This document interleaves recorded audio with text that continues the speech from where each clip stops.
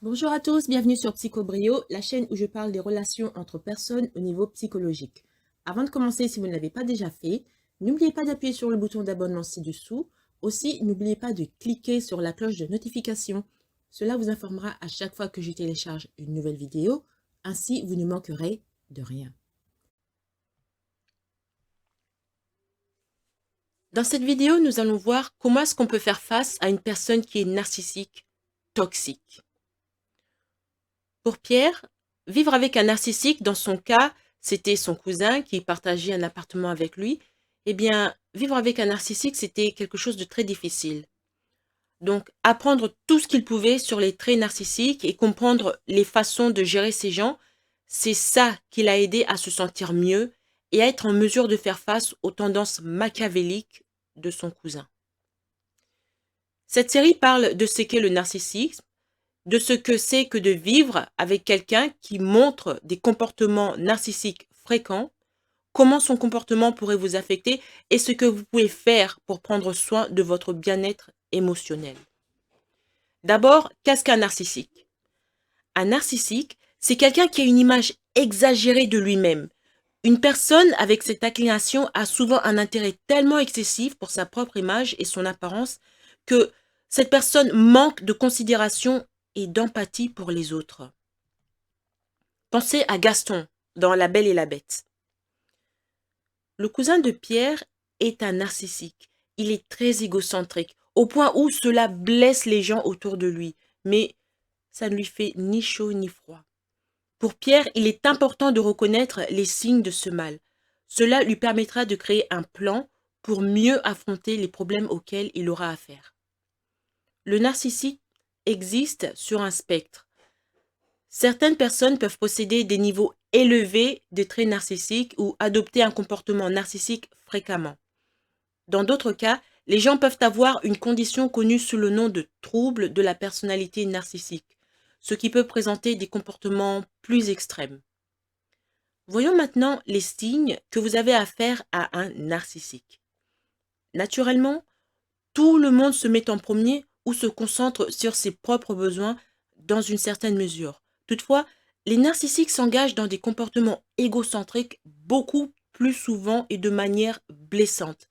Cela peut être déroutant, douloureux et dommageable pour les personnes qui s'en occupent. Par exemple, le cousin de Pierre se met en premier dans le sens où son bien-être est tout ce qu'il compte pour lui. Il aime la musique et il écoute du rock à volume élevé jusque tard le soir.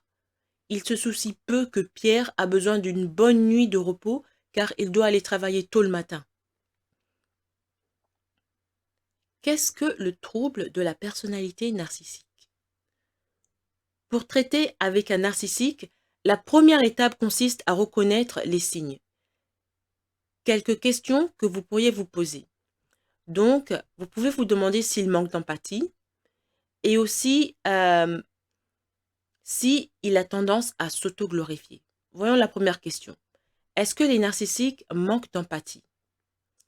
Eh bien, les personnes atteintes de narcissisme sont tellement concentrées sur elles-mêmes qu'elles ont du mal à ressentir la peine des autres. Par exemple, dans le cas de Marjorie, sa mère lui criait dessus tous les jours pour n'importe quelle raison. Elle refusait de reconnaître à quel point cette maltraitance a affecté négativement la santé mentale et émotionnelle de sa fille. Cela montre que cette mère mauvaise était tellement focalisée sur elle-même qu'elle était incapable de ressentir la peine qu'elle causait à sa propre fille.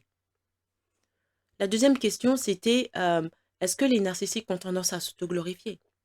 Eh bien, le trait qui distingue les personnes narcissiques, c'est ce que sont des gens qui ont tendance à s'auto-glorifier. C'est-à-dire se sentir tellement merveilleux et au-dessus de tout le monde qu'ils se jettent des fleurs sur eux-mêmes. Symboliquement parlant, bien sûr. Les narcissiques ont un sens exagéré de soi et sont préoccupés par leur propre importance. Ils exagèrent souvent leur réalisation et leur importance, souvent pour dissimuler leur insécurité et leur faible estime de soi. Le cousin de Pierre a peu de considération pour les sentiments et les besoins des autres. Il ne s'excuse jamais après avoir blessé Pierre, à moins que cela ne lui profite d'une manière ou d'une autre. De plus, il n'hésite pas à utiliser la triangulation pour élever son estime de soi et dévaloriser les autres. Maintenant, vous vous demandez peut-être, est-ce que les narcissiques réagissent d'une manière excessive aux critiques? Eh bien, les gens qui sont narcissiques s'en prennent à la moindre critique. Plutôt que d'accepter la responsabilité de leurs propres erreurs, eh bien, ils vont blâmer les autres. Moi, je connais des gens qui vont blâmer le voisin, la boulangère, le chauffeur de bus, le conducteur de taxi, le ci, le ça. Il y a même des gens qui vont blâmer les démons. Quand il y a plus personne qui reste à blâmer, je connais même des gens qui vont aller blâmer les démons. Et ça pour leurs propres erreurs. Donc, ils ne vont jamais accepter la responsabilité de leurs propres erreurs. Ils vont blâmer les autres. Les rares fois ils vont accepter la responsabilité, c'est quand ils ont quelque chose à gagner. Donc, c'est toujours, ils se mettent à l'avant. Les narcissiques sont des manipulateurs. Pierre, qui vit avec un narcissique, a souvent l'impression que son cousin lui ment, qu'il le manipule et qu'il abuse de sa générosité. Trop souvent, le cousin dira et fera n'importe quoi pour obtenir ce qu'il veut et ce qu'il pense mériter. Parfois, les caractéristiques narcissiques sont faciles à reconnaître, mais le narcissisme vulnérable est plus difficile à détecter. Le narcissique vulnérable a également un sens grandiose de l'importance de soi. Rappelez-vous, il existe deux types principaux du narcissisme. Le narcissisme grandiose et le narcissisme vulnérable. Le narcissique grandiose, il est facile à détecter parce que c'est le gars qui se jette des fleurs devant tout le monde. Il va dire à quel point il est merveilleux, etc., etc. Donc, tout de suite, vous voyez à qui vous avez affaire.